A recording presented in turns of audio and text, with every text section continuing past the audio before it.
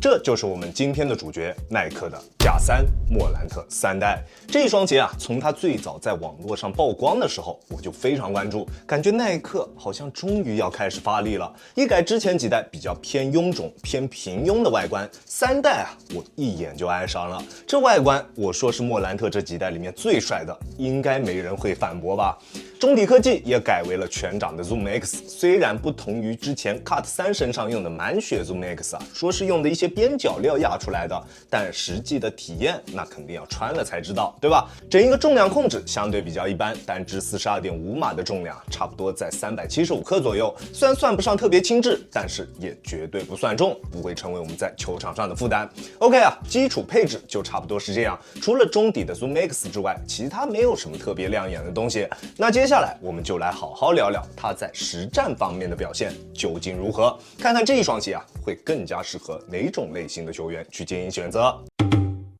大底的止滑效果是这一双鞋身上非常大的一个问题，非常的不稳定。在干净的场地上，它的抓地表现非常出色，不管往任何一个方向移动都不会出现多余的滑动。但是啊，一旦场地上面有灰尘，它的抓地力就会出现特别明显的下降。虽然外底与地面之间的摩擦声依旧非常大，但是啊，它就是会打滑，就是抓不住。在做一些急停急起动作的时候，脚底下总是非常的不直接，经常会出现脚底下失去抓地力的情况。如果你平时打球的场地条件不是特别好，又比较喜欢做一些大幅度变向或者是急停急起的一些动作，那这一双鞋的抓地力一定会让你崩溃。而且还有一点啊，也是这一双鞋的大底方面存在的一个比较尴尬的问题。那一般情况下啊，我们脚底下的篮球鞋开始打滑了之后，我们都会习惯用手去擦拭一下鞋底，对吧？但是啊，这一双鞋的外底纹路在我们用手去擦拭的时候会被拉得生疼，外底的纹路又刺又硬，在用手擦拭鞋底的时候体验特别差，感觉像是在用手摸岩石板一样的这种感觉，这你受得了吗？不过有一说一啊，如果你平时更多是在外场打球，那它的耐磨绝对没有问题。全掌的 XDR 外底橡胶加上这种大颗粒的纹路啊，大部分的外场它都可以驾驭，而且外底的橡胶在硬度计的测试下，读数也能够达到70以上。假3这一双鞋啊，我会更加推荐大家用来打外场，它在室内木地板上面的体验真的不是特别出色，除非你平时打球的场地条件特别好，不然它的防滑表现就会变得极其不可控，这一点大家一定要注意一下，好吧？中底的这一块面积不错的 TPU 材料，它的硬度非常高，再加上这一次它的中底啊全部用软质的 TPU 以及外底橡胶进行了全方位的包围加固，整一个中底的刚性非常高，用手啊很难将它扭动。在打球的时候，整一双鞋的鞋身姿态也能保持得非常出色，不管做什么动作，脚底下的球鞋都不会出现夸张的形变。而且啊，它在前掌的弯折点位置处也做出了比较明显的弯折点引导，同时还非常巧妙的跟鞋面花纹进行了融合，这一点不得不说啊，既保证了整一双鞋的正常弯折，还让整一双鞋的外观设计更具一体化，这一点非常棒。不过它前掌的弯折相对来说不算特别的容易，对于一些小快灵的球员来说，它中底与双脚之间的一体性并不是特别高，小快灵的选手我建议还是慎重考虑，好吧？假3这一个鞋款啊，对于大家的脚踝力量还是有一定要求的。整一双鞋的重心并不算贴地，而且在我这一段时间的穿着磨合下来啊，中底并没有出现特别明显的衰减，中底的重心在体感上也没有明显的下降。再加上它外底这种全弧形的造型，没有任何的防侧弯角设计，只要脚往外稍微撇一点啊，就会有非常明显的要崴过去的倾向。它的防侧弯极限角度非常小。还有一点啊，这一点跟我之前个人非常喜欢的GT Cut 3一样，就是后跟非常软，它后跟的缓震行程特别长，形变的空间也非常大。如果你的脚踝力量不够出色，那你穿这一双鞋打球啊，可能会觉得有点畏首畏尾，不敢去发力。脚踝力量不够出色的兄弟们，还是慎重选择，好吧 ？OK， 那这一双鞋的基础性能啊，基本上就是这样。除了中底的抗扭确实非常出色之外，其他不管是抓地还是稳定性，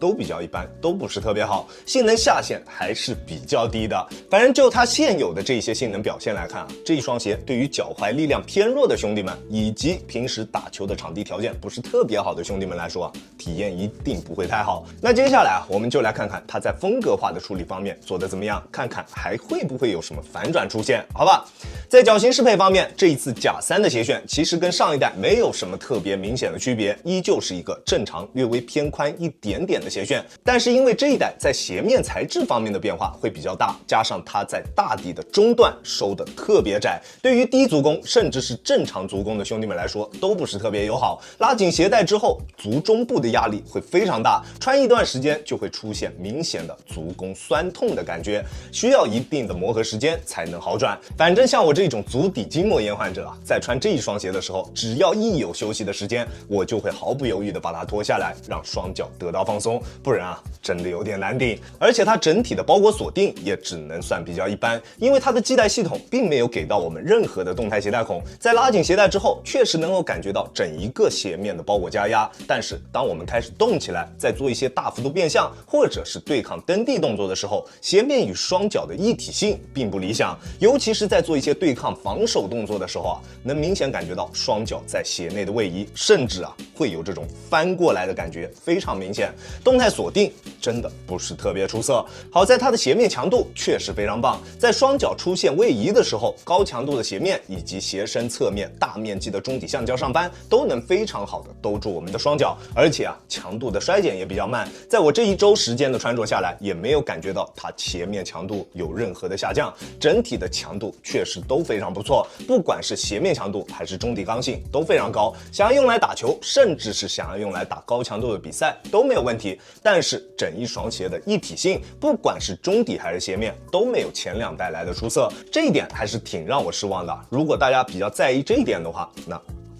还是慎重考虑一下，好吧？单论强度，确实它比前2代啊都要更加出色，但是整一双鞋给到我的润感，或者说是鞋脚一体性，完全不如前2代来的优秀。而至于它的中底这一个最具风格化倾向的地方，在这一代的假3身上，相比前2代确实变化非常大。上脚之后最明显的感知就是它的中底过渡，这一点啊必须要归功于它中底所使用的 Zoom X。虽然说用的是边角料拼起来的，但是在实际体验上真的非常不错。在初上脚的时候跟 GT Cut 3非常像，后跟非常软，缓震行程也特别长，但是啊这换来的是更好的中底过渡，不管是在正常的跑动过程中，还是在蓄力起跳的时候，从球鞋与地面接触，再从后跟过渡到前掌，再到最后的起跳，整一个过渡都非常的丝滑，没有任何一丝断层感。但是啊，因为它跟 GT Cut 3不一样的一点，就是它把中底的 Zoom X 进行了全方位的包围加固，所以啊，中底的衰减非常慢，重心也一直处于一个略微偏高一点点的状态，场地感会比较模糊。但是啊，好在前掌的反应性并不会受到什么影响，整体的响应速度依旧非常迅捷，在发力蹬地的时候，脚底下的感觉也特别干脆。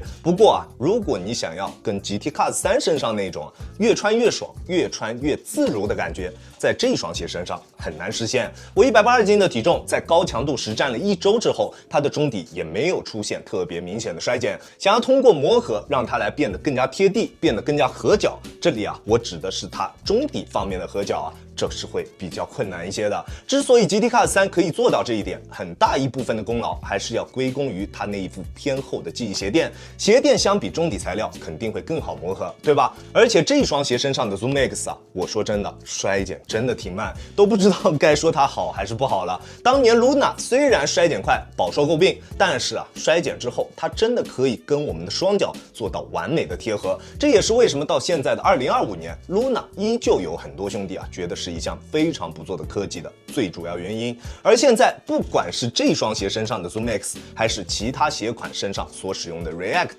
都很难达到这一点。所以啊，我觉得在篮球鞋身上，如果你要去使用 Zoom X， 就必须要配有一副有一定厚度的记忆鞋垫。如果没有，那体验可能就不会太好。后面再看看完全没有鞋垫的 LBJ 23是不是也会有这样的问题存在。那到时候啊，再看看我的这个观点是不是能够站住脚，好吧？当然然，除了这个问题之外啊，它的中底表现还是比较不错的，反应性优秀，过渡出色，缓震也特别棒。我182斤的体重，即使是在单纯使用脚后跟着地的情况下，也几乎感觉不到震脚，跑跳体验也依旧拔群。得益于它出色的中底过渡以及 Zoom Max 出色的回弹，虽然它并没有给到我们前叉的反裁，但是在直线加速或者是跑跳方面的加成还是比较不错的，对于运动表现会有一定的提升。这一点啊，算是保住了前2代的优点。甲3亚当球鞋主观评级 B 减，这一双鞋在我体验下来啊，单纯从性能方面是比不上前2代的。确实它的颜值上升了非常多，外观非常帅，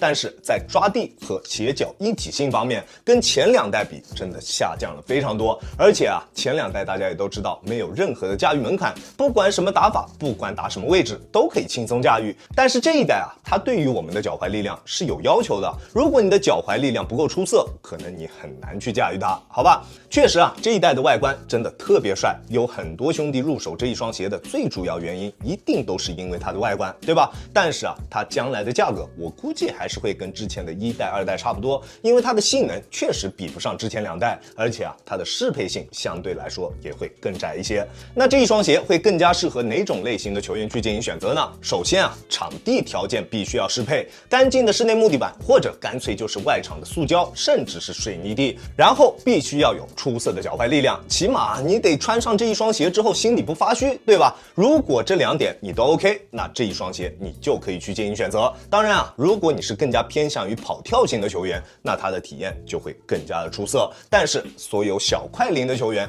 必须要慎重考虑，好吧？它还是会更加适合直线加速偏拖的球员。如果你是变相狂魔，那这一双鞋你应该不会喜欢。OK， 这就是本期视频的全部内容了。再次感谢大家观看本期的亚当球鞋。如果你觉得我的视频还有点意思，欢迎大家在各大平台搜索亚当球鞋来找到我，记得要点击关注哦，这会对我有非常大的帮助。好了，那我们下期视频再见吧，大家有空来做